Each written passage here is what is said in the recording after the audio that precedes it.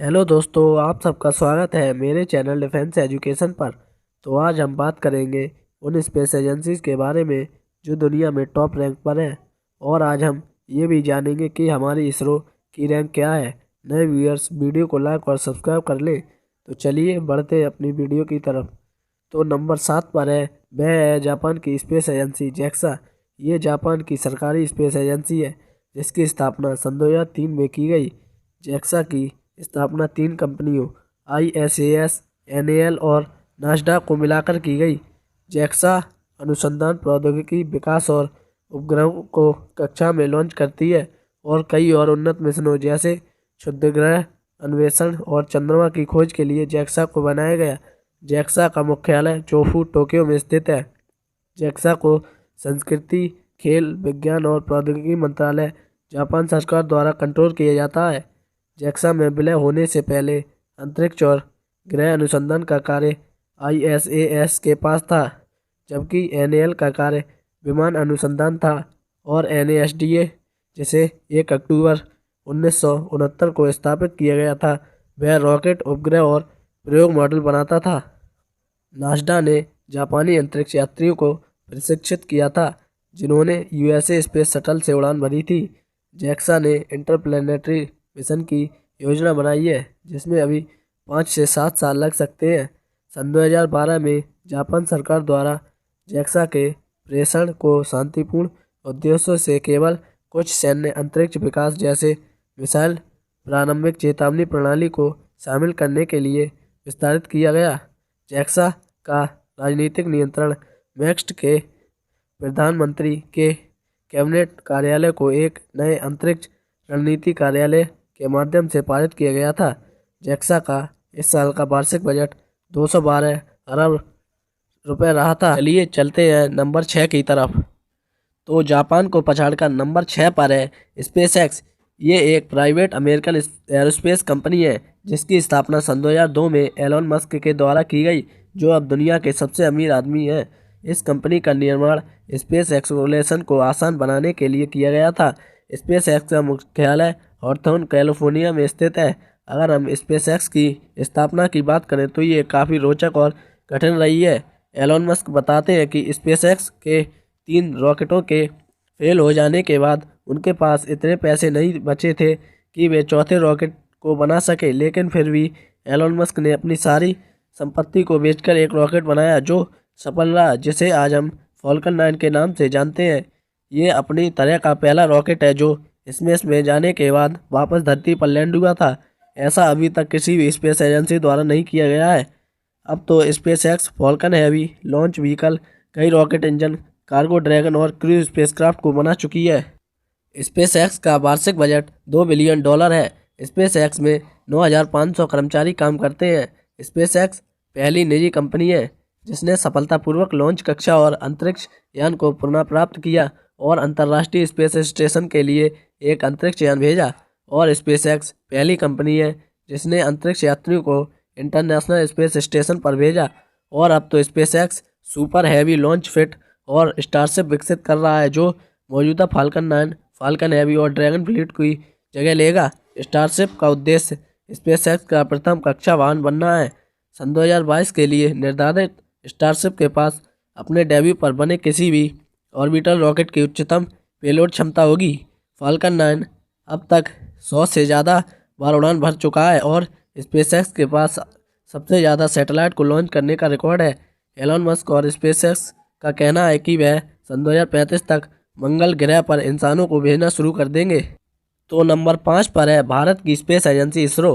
भारत में अंतरिक्ष कार्यक्रम की शुरुआत 1962 में प्रसिद्ध वैज्ञानिक डॉक्टर विक्रमादित्य साराभाई की अध्यक्षता में गठित भारतीय अंतरिक्ष अनुसंधान समिति के गठन के साथ हुई, लेकिन 1969 में इस समिति का पुनर्गठन कर इसरो की स्थापना हुई। इसरो को अंतरिक्ष विभाग DOS द्वारा संचालित किया जाता है जो सीधे प्रधानमंत्री द्वारा देखा जाता है, जबकि इसरो के अध्यक्ष DOS के कार्यकारी सदस्य के रूप में भी कार्य करते हैं।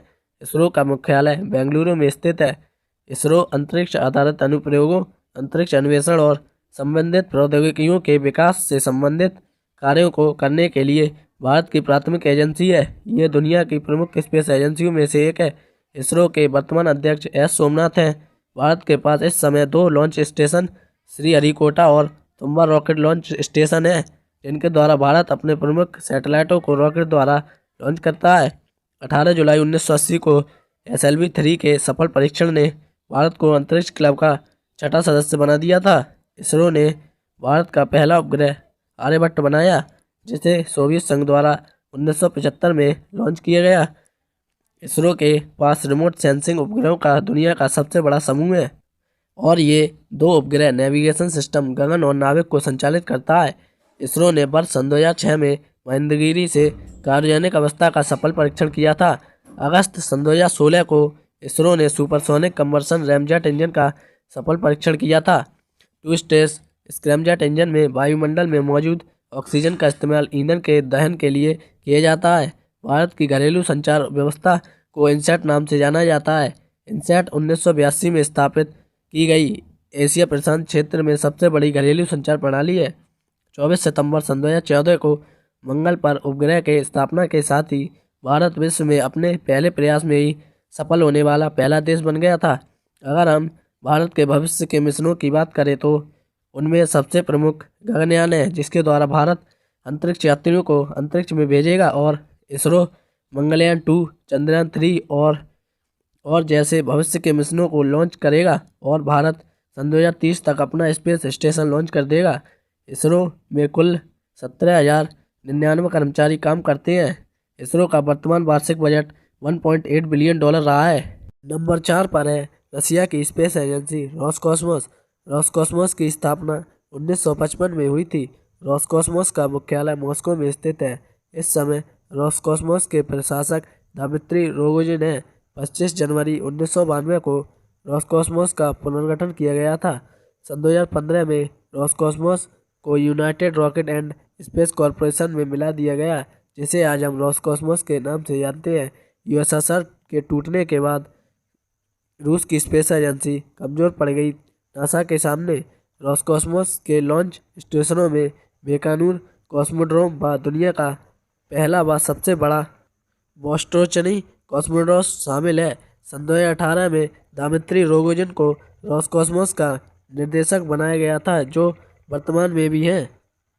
यूएसएसआर की विरासत में रोसकॉस्मोस के पास दुनिया का पहला उपग्रह, पहला मानव अंतरिक्ष यान और पहला अंतरिक्ष स्टेशन शामिल है। इसकी वर्तमान गतिविधियों में अंतर्राष्ट्रीय अंतरिक्ष स्टेशन शामिल है, जिसमें रोसकॉस्मोस मुख्य भागीदार है। सन 2019 को रोसकॉस्मोस ने मॉस्को में अपने नए मुख्यालय की घोषणा की। रोसकॉस्मोस अंतरिक्ष यात्री खोर दुनिया के इतिहास में पहली है। इसने आकाश में पहला अंतरिक्ष स्टेशन रखा है। रोसकॉस्मोस में 1,70,500 कर्मचारी काम करते हैं, जो काफ़ी ज़्यादा हैं। दूसरी स्पेस एजेंसियों की तुलना में रोसकॉस्मोस का वर्तमान वार्षिक बजट $1.92 अमेरिकी रहा है। नंबर 3 पर है European space agency ESA। ESA की स्थापना 1975 में हुई थी। ESA का मुख्यालय पेरिस, फ्रांस में स्थित है। ESA के निर्देशक जोसेफ अस्टब्रेकर हैं। ESA 22 यूरोपीय देशों की संयुक्त स्पेस एजेंसी है, जिनमें UK, फ्रांस, जर्मनी, इटली प्रमुख हैं। ESA अपने रॉकेटों को गुआना अंतरिक्ष केंद्र से लॉन्च करता है। ESA के अंतरिक्ष कार्यक्रम में मानव अंतरिक्ष उड़ान शामिल है।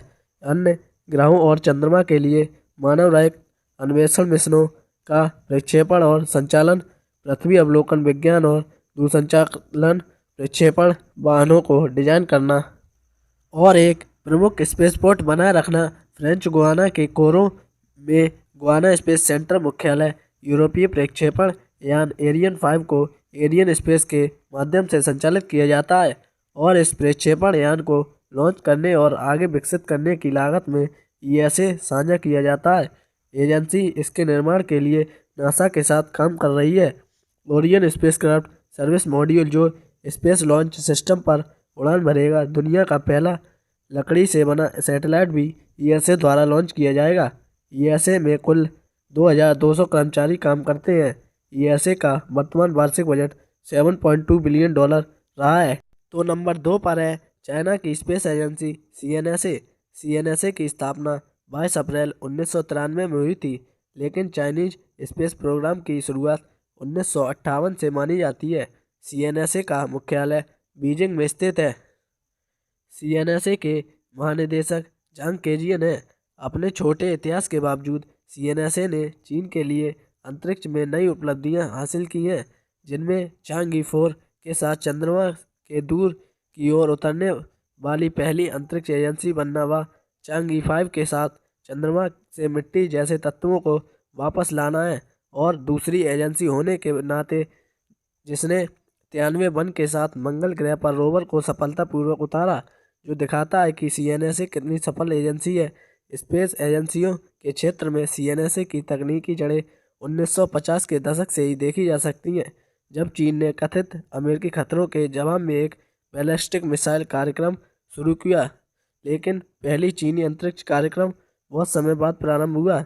सेंजो 5 पर यांग लिवेई की सफल उड़ान ने चीन को स्वतंत्र रूप से मनुष्यों को अंतरिक्ष में भेजने वाला तीसरा देश बना दिया। CNSA की योजनाओं में सन 2022 के अंत तक चीनी अंतरिक्ष स्टेशन, चंद्रमा के लिए चालक दल के अभियान और सौरमंडल और उससे आगे का पता लगाने के लिए अंतर्ग्रही मिशन शामिल है। CNSA उद्योग और सूचना प्रौद्योगिकी मंत्रालय के तहत एक प्रशासनिक एजेंसी है। CNSA हैन्यू, पिंगयिंग, बेइजिंग, गाइडस और IPA जैसे लॉन्च केंद्रों को इस्तेमाल करती है। CNSA का वर्तमान वार्षिक बजट $8.9 बिलियन रहा है। तो नंबर 1 पर है नासा। नासा की स्थापना 1958 में ड्वेड डी आइज़नहोवर द्वारा की गई थी। नासा का मुख्यालय वाशिंगटन DC में स्थित है। नासा के वर्तमान प्रशासक बिल नेल्सन है। नासा की स्थापना के बाद अंतरिक्ष अन्वेषण प्रयासों का नेतृत्व नासा द्वारा किया गया है, जिसमें Apollo moon landing mission, Skylab space station और बाद में स्पेस शटल शामिल है। नासा अंतर्राष्ट्रीय अंतरिक्ष स्टेशन का समर्थन कर रहा है और ओरियन अंतरिक्ष यान स्पेशन लॉन्च सिस्टम के विकास की देखरेख कर रहा है। वाणिज्यिक चालक दल के वाहन और नियोजित चंद्र गेटवे अंतरिक्ष station NASA launch services program के लिए भी जिम्मेदार है। नासा का विज्ञान अर्थ ऑब्जर्विंग सिस्टम के माध्यम से पृथ्वी को बेहतर ढंग से समझने पर केंद्रित है। विज्ञान मिशन निदेशालय के हेलियोफिजिक्स अनुसंधान कार्यक्रम के प्रयासों के माध्यम से हेलियोफिजिक्स को आगे बढ़ाना, नए हेरोइजन जैसे उन्नत रोबोटिक अंतरिक्ष यान के साथ पूरे सौरमंडल में पिंडों की खोज और महान वेधशालाओं और संबंधित कार्यक्रमों के माध्यम से खगोल भौतिकी विषयों पर शोध कर, जैसे कि बिग बैंग सिद्धांत। NASA John F Kennedy space centre और वेडेनबर्ग स्पेस फोर्स बेस जैसे प्राथमिक अंतरिक्ष यानों को प्रयोग करती है। नासा के भविष्य के मिशनों में बोस्टन मिशन 1, बेपी, कोलंबो, ड्रैगनफ्लाई जैसे मिशन शामिल हैं। नासा में 17,373 कर्मचारी काम करते हैं। नासा का वर्तमान वार्षिक बजट $22.62 बिलियन रहा है, जो काफ़ी ज़्यादा है दूसरी स्पेस एजेंसियों की तुलना में। नासा अभी तक दुनिया की पहली स्पेस एजेंसी बनी हुई है। अगर आपको आज का वीडियो अच्छा लगा हो तो वीडियो को लाइक और सब्सक्राइब करें। मिलते हैं अपनी अगली वीडियो में, तब तक के लिए जय हिंद, जय भारत।